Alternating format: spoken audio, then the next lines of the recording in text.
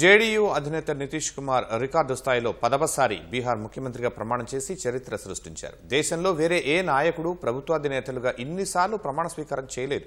అలాగే అత్యధిక కాలం బీహార్ను పాలించిన నేతగా సీఎం నితీష్ కుమార్ తన రికార్డు మరింత బలోపేతం చేసుకున్నారు. బీహార్లో ఎన్డీఏ కూటమి నితీష్ కుమార్ను తమ శాసనసభాపక్ష నేతగా ఎన్నుకోవడంతో రికార్డు స్థాయిలో నితీష్ కుమార్ 10వసారి సీఎంగా ప్రమాణ స్వీకారం చేసి చరిత్ర సృష్టించారు.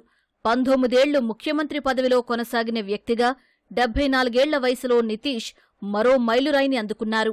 అత్యధిక కాలం ముఖ్యమంత్రిగా ఉన్న టాప్ 10 జాబితాలో నితీష్ కుమార్ ప్రస్తుతం 8వ స్థానంలో నిలిచారు. ఈ జాబితాలో తొలి స్థానంలో 25 ఏళ్లకు పైగా సిక్కిం సీఎంగా పనిచేసిన పవన్ కుమార్ చామ్లింగ్ ఉన్నారు. రెండో స్థానంలో 24 ఏళ్లకు పైగా ఒడిశా సీఎంగా సేవలందించిన నవీన్ పట్నాయక్ ఉన్నారు. 23 ఏళ్లకు పైగా పశ్చిమ బంగాల్ సీఎంగా విధులు నిర్వర్తించిన జ్యోతి బసు మూడో స్థానంలో, అరుణాచల్ ప్రదేశ్ సీఎంగా 22 ఏళ్లకు పైగా సేవలందించిన గెగాంగ్ అపాంగ్ 4వ స్థానంలో నిలిచారు.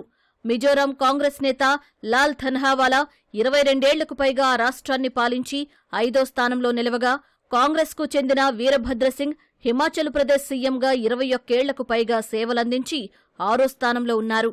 19 ఏళ్లకు పైగా త్రిపుర సీఎంగా విధులు నిర్వర్తించిన మాణిక్ సర్కార్ 7వ స్థానంలో, 18 ఏళ్లకు పైగా తమిళనాడు సీఎంగా పనిచేసిన ఎం కరుణానిధి 9వ స్థానంలో నిలిచారు. చివరగా 10వ స్థానంలో 18 ఏళ్లకు పైగా పంజాబ్ సీఎంగా సేవలందించిన ప్రకాష్ సింగ్ బాదల్ ఉన్నారు. బీహార్లోని భక్తియార్పూర్ 1951లో జన్మించిన నితీష్ కుమార్ జయప్రకాష్ నారాయణ్ చేసిన ఉద్యమం ద్వారా రాజకీయాల్లోకి ప్రవేశించారు. 1977లో జరిగిన అసెంబ్లీ ఎన్నికల్లో మొదటిసారి పోటీ చేసి ఓటమి పాలయ్యారు. 1985 ఎన్నికల్లో గెలిచి అసెంబ్లీలో అడుగుపెట్టారు. అనంతరం జాతీయ రాజకీయాలపై దృష్టి పెట్టారు. 1989, 1991, 1996, 1998, 1999, 2004లో ఎంపీగా ఎన్నికయ్యారు. అస్థిర సంకీర్ణ ప్రభుత్వాలు ఉండటంతో కేవలం 15 ఏళ్ల వ్యవధిలో 6 ప్రత్యక్ష ఎన్నికలు ఎదుర్కొని రాటుదేలారు. ఎన్డీఏ సర్కారులో రైల్వే, వ్యవసాయ శాఖ సహాయ మంత్రిగా పనిచేశారు. నితీష్ హయాంలోనే ఇంటర్నెట్లో ticket bookings, Tatkal, railway booking కేంద్రాల ఏర్పాటు నిర్ణయాలు జరిగాయి. 1999లో బంగాల్లో జరిగిన ఓ రైలు ప్రమాదానికి బాధ్యత వహిస్తూ ఆయన తన మంత్రి పదవికి రాజీనామా చేశారు. 2000 మార్చిలో వారం రోజులు బీహార్ సీఎంగా నితీష్ పనిచేశారు.